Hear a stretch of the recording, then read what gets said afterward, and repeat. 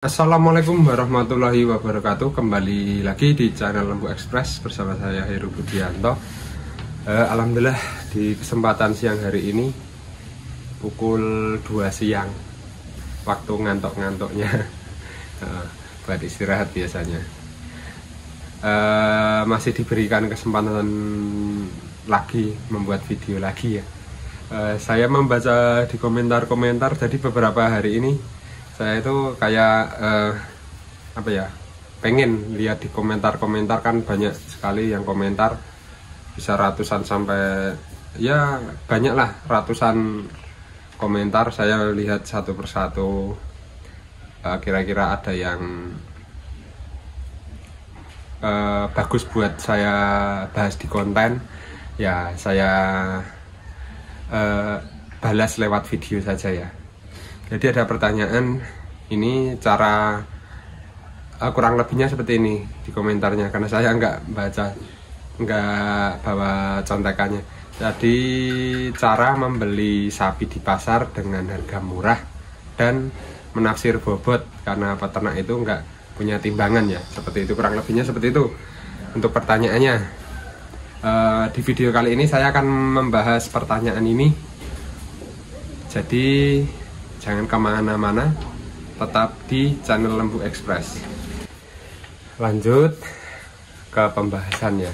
Yang pertama pertanyaannya kan tadi itu cara dapat sapi yang agak miring lah kalau di pasar, biar nggak kemahalan kan gitu maksudnya di pasar. Karena banyak yang takut kalau beli di pasar itu kemahalan. Dan di video sebelumnya itu ada saya ngupload video yang ada tentang calo lah, perantara di pasar itu. Nah itu juga sebenarnya sudah menjawab pertanyaan ini. Lalu ada trik-trik selanjutnya agar di pasar itu kita beli sapi tidak kemahalan. Yang pertama yaitu tadi, yang pertama kita beli di pasar itu jangan lewat calo atau belantik. Kita beli itu, kita ada lihat sapi bagus, kita cari yang punya sapinya langsung. Jadi misal ada sapi bagus ini, terus ada di situ ada calo-calo gitulah. Kamu kalau bukan kamu, sampean kalau kira-kira ke pasar itu, kalau ada calo mendekati, biasanya calo-calo belantik ini itu kayak sok kenal gitu. Nah, kalian jangan terlalu menanggapi. Misal ditanya gimana kabarnya atau gimana lah, bisa pakai bahasa basi, terus habis itu mau cari sapi gitu. Kita jawabnya nggak usah bilang cari sapi, kita mau main aja ke pasar, mau lihat-lihat sapi, nggak mau beli sapi gitu aja kalau lewat calo. Kalau calo gitu, kalau pedagangnya biasanya dia itu duduk di depan sapi atau di sebelah mana lah, yang bawa tas gitulah kalau pedagangnya langsung. Nah kita cari pedagangnya yang punya sapi saja, yang dia itu biasanya cuma deket sama sapi itu. Jadi setelah kita sudah menemukan pedagangnya langsung, kita langsung rembugannya sama pedagangnya. Tapi kalau kira-kira kita itu dibuntuti sama calo apa belantik, kan di pasar itu nanti ngintil terus. Ngintil itu apa bahasanya? Ngikutin terus, kita mau kemana itu ngikutin terus. Pas waktu diikutin calo-calo kayak gitu, tinggal aja ke warung, tinggal ngeteh-ngeteh apa ngopi dulu. Nanti kalau dia udah pergi, lanjut lagi, jalan lagi gitu. Pokoknya nggak usah terlalu ditanggepin kalau calo-calo yang nempel-nempel terus itu loh, ngikut-ngikutin. Nah, itu trik pertama, itu jangan lewat calo. Jadi langsung cari pedagangnya yang punya sapi. Untuk yang kedua, kalau kita udah bisa ngelewatin satu itu, langsung ke pedagang, kita rembugannya sama pedagang itu nyantai saja, nggak kayak kita beli di rumah pedagang. Karena kalau di pasar, di lingkungan pasar itu kan ada pedagang A, B, C, D. Maksudnya ABCD itu maksudnya ada beberapa pedagang-pedagang lah gitu, bisa buat perbandingan sapi, perbandingan harga. Nah itu sisi positifnya, keuntungan pembeli itu di situ. Jadi kita bisa membanding-bandingkan harga dari pedagang A, pedagang B, pedagang C, pedagang D. Kita kalau beli bakalan bisa gitu. Kalau kita belinya di rumah pedagang, itu ya otomatis dia nggak cuman jualan sendiri di rumah, nggak ada perbandingan harga dari pedagang lainnya. Sebenarnya kalau beli di pasar itu lebih enak, dapat harga standarnya, nggak terlalu mahal gitu. Lalu untuk perbandingan itu, kalau di pasar triknya, misal kita nawar ya sapi dari pedagang A, misalnya dia ngasih harga misalnya ya 15 juta, kita nawar 14 juta, tapi pedagang A ini masih kekeh, dia tetap nggak boleh. Nah, kita bilang aja ya udah, nggak boleh, tak lihat-lihat yang sapi sana. Nah, kita mampir ke pedagang sapi B, misalnya sama juga 15 juta, terus ditawar 14 belum boleh, pindah lagi ke pedagang C seperti itu. Nah, misal ya itu cuman nganu aja apa, biasanya memang ada seperti itu. Lalu kita kembali lagi ke pedagang A. Nah, lalu buat perbandingan aja gitu ya. Misal kita berani nambah sedikit 250, apa jadi 14,5 misalnya.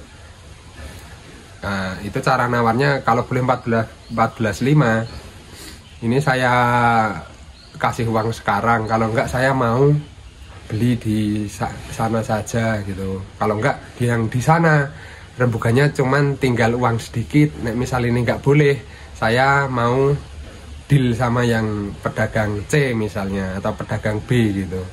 Nanti si bakul ini juga udah mikir-mikir gitu. Nah, itu untuk rembugan ke pedagang itu seperti itu kalau di pasar. Lalu untuk selanjutnya itu, kalau yang kedua tadi sudah, yang ketiga waktu ke pasar. Waktu ke pasarnya itu juga berpengaruh, jam, maksud saya jam. Kan pasar itu ada yang buka pagi, bubar jam 11 ada. Kalau Jogja itu kisaran jam 11 itu udah bubar pasarnya. Kalau Muntilan sini ini bisa sampai jam 1, jam 2 bisa. Ya kalau biasanya kalau di Muntilan itu belanjanya sapi paling enak. Paling enak itu jam 10 ke atas. Itu baru cari sapi. Kalau cari sapi dari pagi sebelum jam 11 atau sebelum jam 10 itu masih alot-alot negonya.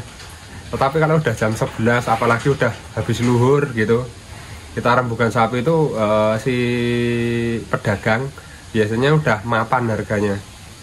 Yang paginya misal mintanya 20 juta, kalau siang mintanya mungkin cuman 19,5 atau 19,4. Nanti 19 nanti bisa lepas atau 19 kurang gitu.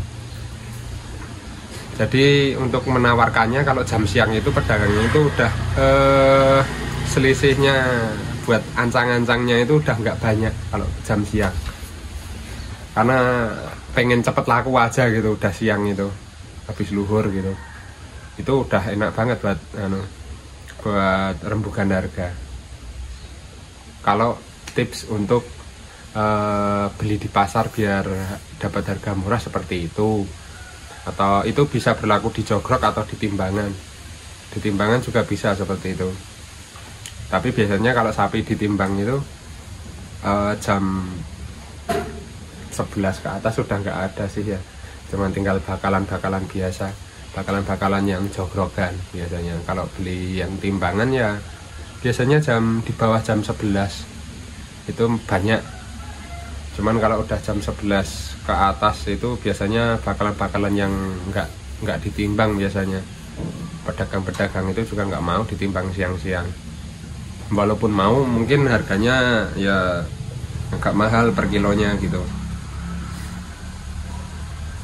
Kira-kira untuk yang agar kita dapat harga agak miring di pasar, ya triknya seperti itu. Yang pertama tadi tidak kena calo, yang kedua kita bisa membanding-bandingkan harga sapi di pedagang A, B, C, maksudnya ke pedagang lainnya. Yang ketiga, waktu atau jam kita belanja di pasar gitu. Jadi di pasar itu nyantai aja, nggak usah terlalu pagi banget. Dan ya ngikutin aja jam pasarnya itu bubarnya jam berapa, kita sebelumnya itu aja, nggak terlalu pagi banget gitu. Lalu lanjut yang ke pertanyaan cara menafsir bobot sapi, karena para peternak nggak punya timbangan gitu ya pertanyaannya. Ya untuk menafsir sapi kalau nggak pakai timbangan, kalau orang awam agak susah juga. Apalagi orangnya itu jarang lihat sapi, gonta-ganti sapi, nimbang sapi gitu. Kalau untuk menafsir bobot sapi tetap yang pertama harus sering lihat sapi ditimbang atau sering nimbang sapi. Itu nanti bisa hafal, bisa ngira-ngira. Kalau kita cuman di rumah atau di kandang nggak ada timbangan, kita nggak pernah nimbang sapi, tetap nafsir sapinya susah. Misal pakai skate lingkar dada itu sama aja kalau yang nggak bisa make, karena posisinya itu memang harus pas. Kalau lingkar dada itu juga nanti salah, nanti nggak bisa pakai lingkar dada, nanti nggak bisa nafsir jogrok, nanti dibeli di desa toko pakai lingkar dada itu menganut apa yang ada di garisnya, angkanya berapa gitu, tapi nggak tahu teknik nyeketnya, posisi kaki depan, posisi kepala gimana gitu, nanti malah salah nanti jadinya. Yang pasti malah kemahalan kalau seperti itu. Ya kalau untuk caranya agar bisa menafsir bobot sapi ya tetap gitu, kita sering-sering lihat sapi ditimbang, kita mempelajari sapi ini bodinya seperti ini, terus lingkaran badannya seperti ini, oh ini bobotnya seperti ini. Jadi itu tetap menafsir bobot itu tetap butuh proses, karena itu udah tahapnya udah kayak pedagang ya. Jadi harus bisa nafsir bobot. Saya pribadi belajar nafsir bobot biar tepat lah, bukan tepat, selisihnya cuman mungkin naik turunnya itu sekitar 10-20 kilo. Itu belajarnya bisa 3 tahun di pasar. Setiap pasaran itu udah nungguin atau mantau sapi di timbangan itu. Biasanya di pasar-pasar kan ada timbangan, ya mungkin ada pasar ya yang nggak ada timbangannya. Tapi kalau saya belajarnya dulu seperti itu, lihat sapi di timbangan, kita pelajari. Misal sapi naik timbangan bobotnya 500 kilo, habis keluar kita lihat sapi bobot 500 kilo itu seberapa loh. Nah, terus nanti ada lagi sapi bobot 550.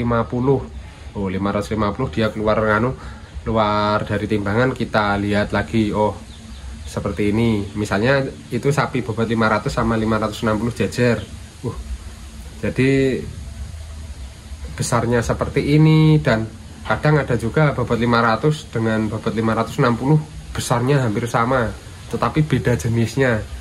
Nah, jenis itu juga membawa berat badan juga, bisa bikin selisih. Jenis sapi berbeda, berat badan biasanya juga berbeda, walaupun jogrogan dari anunya sama. Lingkar dada pun juga sama seperti itu. Lingkar dada itu ada selisihnya. Buat sapi jenis limosin, simental, pegon itu ada selisihnya pasti. Nggak bisa tepat. Itu hafalan juga. Kalau udah mahir pakai sketan, penyeketan udah bener. Tetapi itu harus paham sama jenis sapinya. Sapi jenis, misal sketannya udah bener cara nyeketnya ya, udah bener cara nyeketnya disket 600 kilo. Nah itu disketan kan, menurut sketan sapi simental misalnya, terus sapi limosin juga 600, sapi pegon 600. Nanti ketika di real ditimbang itu pasti bobotnya berbeda. Jadi sapi limosin, sapi simental, sapi pegon, sketannya caranya bener, sketannya misalnya 600, nanti ketika ditimbang real itu bisa berbeda. Nah, itu apa penyebabnya coba? Nah, itu dari segi jenis itu memang sangat mempengaruhi juga. Tapi ya kembali lagi di awal tadi, tetap kalau menafsir bobot sapi susah. Memang benar-benar susah kalau nggak pakai alat sama sekali atau nggak mau belajar. Cara belajarnya ya itu tadi, sering melihat sapi ditimbang. Kita bisa belajar dari situ, sapi model seperti ini itu bobotnya berapa, besarnya segini itu timbangannya bobotnya berapa lah gitu. Ya kurang lebihnya seperti itulah ya untuk poin-poin di video kali ini. Maaf juga kurang lancar atau belepotan ya bahasanya, karena gimana ya kurang, udah lama nggak ngonten juga ya, kurang lebihnya seperti itu yang bisa saya sampaikan, dan semoga saja bermanfaat, bisa menjawab pertanyaan dari komentar yang kali ini ya. Terima kasih ya sudah menonton dan juga memberi komentar agar bisa saya buat konten. Ada salah kata, salah ucapan, saya mohon maaf. Jangan lupa subscribe, komentar lagi ya. Sekian dari saya. Assalamualaikum warahmatullahi wabarakatuh.